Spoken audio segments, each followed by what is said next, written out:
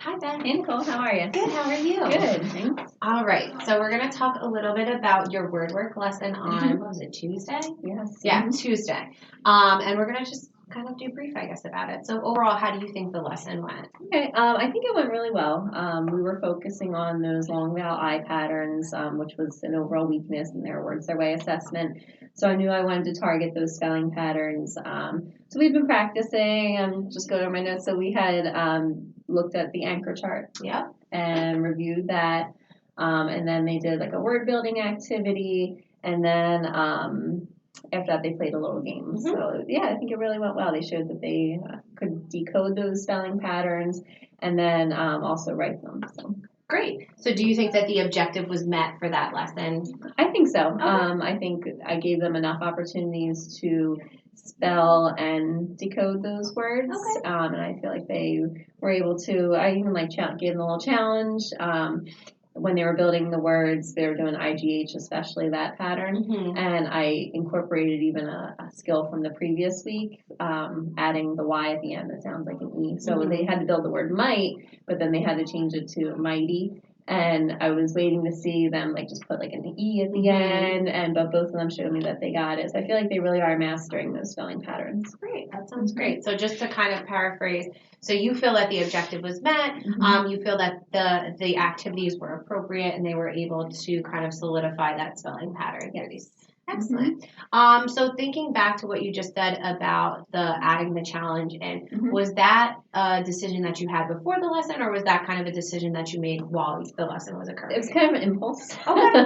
I had planned out the word chains that they were going to build and how to change, bright to right to, so we moved on. And then I was looking at, as they were building that last word, I was like, oh, I could try to give them a little boost, challenge them. And I feel like they were able to meet the challenge. Yeah. And anytime I tell them that, hey, I'm going to give you something, I'm going to give you a challenge, they're like, all right, let's go. They get motivated. So they were excited to see that. Awesome. So you think that, especially even telling them it's going to be a challenge, helps them motivate them as well. It does, yeah. Excellent. Awesome. So looking at your two T's and kind of just because it's wrapping up, what do you think their particular strengths are in word work now? Okay. Kind of from the lessons. I think they can definitely distinguish between short and long vowels. Okay. Sometimes that was a little bit of a little tricky. I think they are also thinking about vowel teams rather than, they were very good at that silent E ending. And for example, I know on their spelling they put the word fright and they spelled it F-R-I-T-E. And I feel like they're really looking at vowel teams now, not just, oh, it's a long vowel, we put an E at the end. So I think for both of them, they're doing really well with that. James still sometimes mixes up blends. Okay. Or he'll leave one of the consonants out of a blend. So that's something I know that he still needs practice on. But I think Caitlin's pretty solid with what we've done so far. Awesome. Sounds great. All right. So thinking back to their lesson, so I know that you started with the anchor chart. You went over the vowel sounds and then the word chain active or the word building or chain activity. So how do you think that was helpful for them to kind of understand that IGH sound says I? I think just that exposure to the many words that have that IGH pattern. And I think also for James, those blends, I tried to build in a lot that had the slight, bright, fright, flight. So trying to focus on those blends was a practice for him. So I guess, just try to meet both their needs that way. James was able to focus on those, blend beginnings. And Caitlin was just seeing those, both of them really seeing those IGH patterns repeatedly. Excellent. So you sound like you were combining kind of two strategies, the IGH and the blends pattern. And like you said, to meet both of their needs in the same lesson, which is awesome. All right. So how do you think the game aspect went, the rolling and the coloring? How do you think that went? I think, as you can see, they're very competitive. Yes. They love, like I said, that challenge, that competition. Yeah. My intent, and it was from a post-conference I had with Dr. Brown, they weren't very, equitable in their work. Caitlin is very can be dominant at times and kind of take charge. And so I've been really trying to make sure that they are working a little bit more, I guess, equal opportunities. Okay. And so I was very specific when I gave the directions about how we're going to take turns. I also said about keeping the dice on the table, that they would be penalized if it bounced off any walls. But which is interesting. It worked. It definitely worked. They did not want to be penalized. But I feel like it went well. They did take turns. They were able to read the words. I think there was only one time where James struggled with one of the words. And I had to kind of go back and show him. And I think it was also a blend. I'm pretty sure it had a blend. And so he kind of struggled with that. And I told him, I said, well, I can't let you color it this time.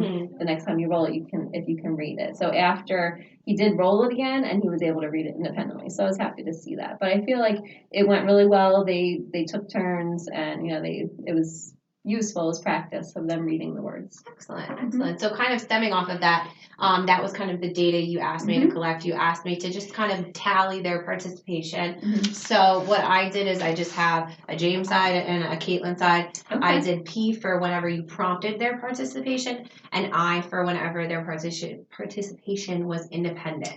So, and at the bottom, so James had 6 prompted, 24 independent. Caitlin had 8 prompted and 22 independent. So I'll take a look to kind of like analyze, and how do you feel about it? I think this is really reassuring to me to see that I am doing a better job of, especially the prompted participation. Because I feel like sometimes when I'm asking questions or directing questions to students, I'm not always equal, and it's something I would try to be more cognizant of. And I feel like here it's showing me that I did a good job of making sure that they each had an equal opportunity to participate.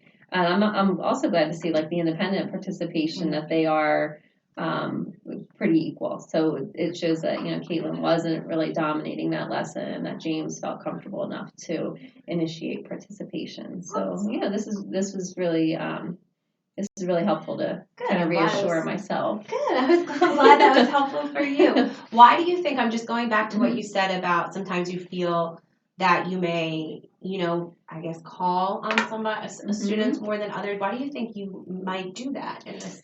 I think sometimes, depending on what the skill is, if it's a one that I know maybe one student is struggling with, I want to see if they get it. I might not necessarily call on a student that is doing well with the skill. I want to call on the ones I know might, just to see if they're making that progress. Also, I think sometimes if they're like bursting at the seams, that you can tell they want to answer something, I might, choose to call them. So I think more so though, just to see like there's certain students I know, like even thinking about my class rather than 2Ds, but certain students where does this one get it? Let me call on them to see. But I think this showed me that I was doing a good job. Good, equal opportunities.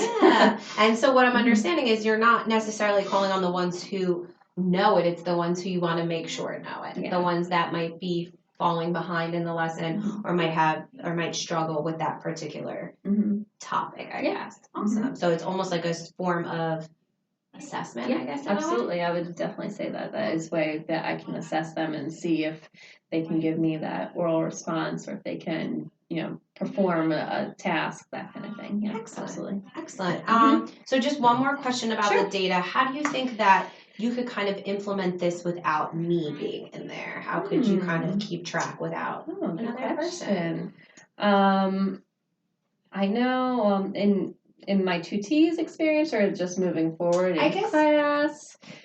I guess moving forward, because we don't have too much time left with the 2T's. I think I know there are definitely like apps like Class Dojo where I can do keep track of participation that way. I think just being cognizant of that equal opportunity. I know there's like, where popsicle sticks, like pull the popsicle sticks so that way and seeing kids aren't getting called. But I think, like I said, I think this was just teaching me how to be more mindful of it. Excellent. I'm glad that was so helpful then. So just one last question to kind of leave you thinking, I guess. Thinking about your tutoring as a whole, what theories do you think that we learned about in class kind of influenced the way you went about our tutoring, and kind of how, even when you were learning about theories, how that kept, driving your tutoring instruction, I guess? Good question, Nicole.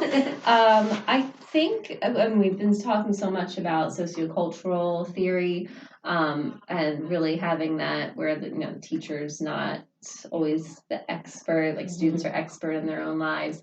And so I guess really considering their interests and what they're bringing to the classroom. I think also even the parent interview was really helpful. I know talking about some of the theorists, how they talk so much about having that parent as like an important part of making decisions about students' education. Interestingly, one of my parents talked. Caitlin's mom had said that she has a lazy eye, and that sometimes she has trouble reading the text because of that. And so that made me think about ways that I could help Caitlin. And so what we started to do was implement one of those highlighting strips. And so she's been tracking the text using the highlighter, and she's been doing her accuracy.